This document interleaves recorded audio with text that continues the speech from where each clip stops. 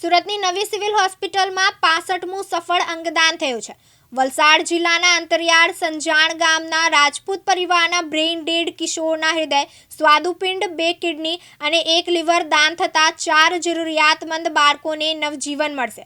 ખાસ કરીને તરુણના સ્વાદુપિંડના દાનથી ટાઈપ 1 ડાયાબિટીસના દર્દીને નવું જીવન મળશે। પ્રાપ્ત વિગતો અનુસાર વલસાડ જિલ્લાના ઉમરગામ તાલુકાના સજાણ બુનતપાડા ખાતે રહેતા સંજયભાઈ રાજપૂતનો 15 વર્ષીય પુત્ર રોહિત ગત તારીખ 20મી એપ્રિલના રોજ મુંબઈના દહાડુથી ઘેર પરત ફરતા તેની બાઇક સ્લીપ થઈ હતી। આ અકસ્માતમાં ગંભીર ઇજાગ્રસ્ત બનેલા રોહિતને 108 એમ્બ્યુલન્સમાં ગાંધીવાડી સરકારી હોસ્પિટલ અને વધુ સારવાર માટે વલસાડ સિવિલ હોસ્પિટલ રિફર કરાયો હતો। હાલત વધુ ગંભીર જણાતા તબીબોએ સુરતની નવી સિવિલ હોસ્પિટલ જવા સૂચવ્યું હતું, જેથી તારીખ 21મીએ બપોરે 12:29 સુરત સિવિલમાં દાખલ કર્યો હતો।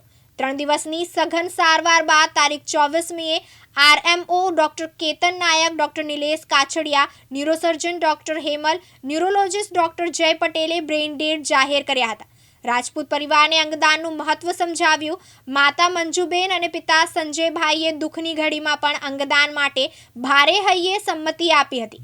ત્યારે આજે બ્રેઇન ડેડ સ્વર્ગસ્થ રોહિતભાઈના સ્વાદુપિંડ, લીવર અને 2 કિડની અમદાવાદની IKD હોસ્પિટલ તેમજ હૃદય સુરતની BD મહેતા મહાવીર હોસ્પિટલમાં લઈ જવાયા હતા। નવી સિવિલ તંત્રના સફળ પ્રયાસોના પરિણામે આજે વધુ એક અંગદાન સાથે 65મું અંગદાન થયું છે। તો સ્વાદુપિંડનું દાન ટાઈપ 1 ડાયાબિટીસના દર્દીઓ માટે આશીર્વાદ રૂપ બનશે। યાસીન દારા, દિવ્યાંગ ન્યૂઝ।